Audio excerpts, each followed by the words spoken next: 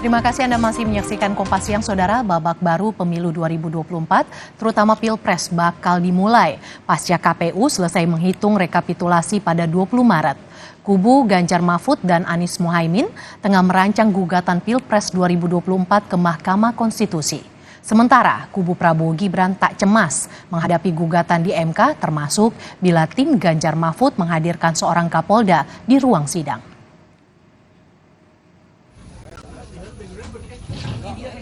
Hingar-bingar pemungutan suara sebentar lagi usai dengan penetapan hasil rekapitulasi oleh Komisi Pemilihan Umum.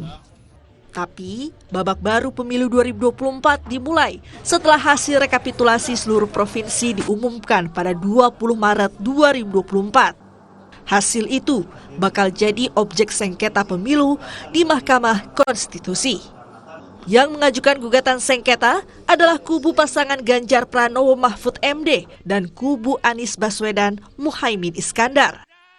Tim Anies Muhaimin sudah menyiapkan 1.000 pengacara membuktikan kecurangan Pilpres 2024. Kami juga sudah menyiapkan tim hukum kami.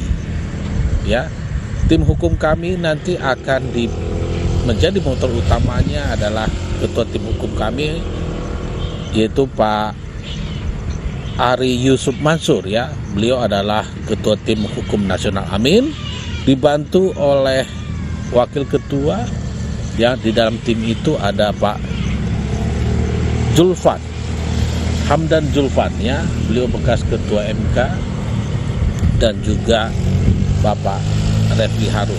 Dan tentunya ini didukung total oleh tim hukum Anies yang beranggotakan 1.000 orang pengacara.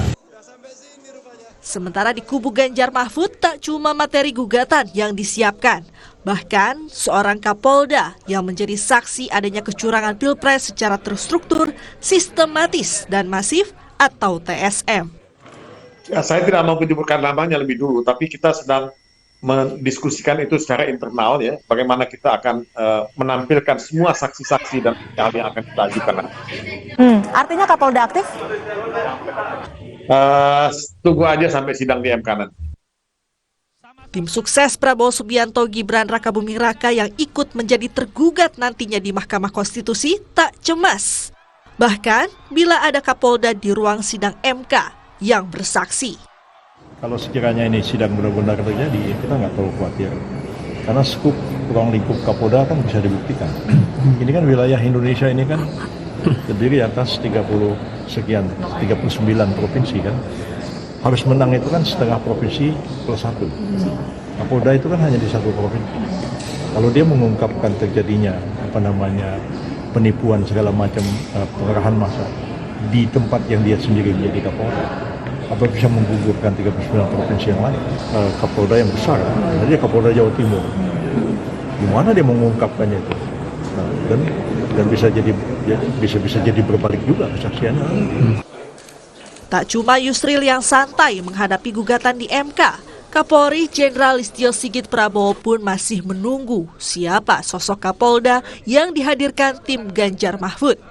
Jenderal Sigit menyatakan sang Kapolda harus punya bukti cukup. Tentunya posisi kami, apalagi terkait dengan isu ada saksi dari Kapolda dan sebagainya, ya kita tunggu saja. Apabila memang betul ada melanggar, ya kita proses. Namun kalau memang tidak ada, kita tunggu saja seluruh hasil dan kita doakan seluruh tahapan baik KPU, MK, dan pengumuman resmi semuanya dapat berjalan dengan baik dan hasilnya bisa diterima masyarakat. Terima kasih. Ya, soal terstruktur, sistematis, dan masif ini memang tak mudah dibuktikan. Meski menghadirkan Kapolda sekalipun yang menjadi pemimpin keamanan wilayah selama pemilu berlangsung. Tapi, bila berhasil, bakal menjadi pembelajaran penyelenggaraan pemilu selanjutnya. Memang dalam konteks pasal 286 Undang-Undang Nomor 7 Tahun 2017, dugaan pelanggaran pemilu yang bersifat sistematis, terstruktur, dan juga masif itu memang menghendaki adanya pembuktian di 50% wilayah provinsi se-Indonesia. Dan tentu ini tidak mudah untuk dihadirkan the truth atau kebenaran yang akan dihadirkan dalam bagian dari proses pembuktian di sengketa pemilu ini akan menjadi sebuah rujukan yang sangat penting sekaligus menjadi evaluasi yang sangat penting bagi proses berdemokrasi yang kita jalankan selama ini. Akan membuka sejumlah perdebatan yang cukup sengit, terutama terkait dengan netralitas dan juga independensi institusi Polri. Dalam konteks berpolitik tentu ada koridor yang sudah mewajibkan TNI, Polri, termasuk juga aparat penegak hukum untuk menjaga netralitas lembaganya. Tetapi kalau misal ternyata nanti kemudian ada materi, bukti yang kemudian justru menunjukkan ketidaknetralan, ketidakindependensian lembaga-lembaga itu, tentu ini akan menjadi sebuah temuan baru.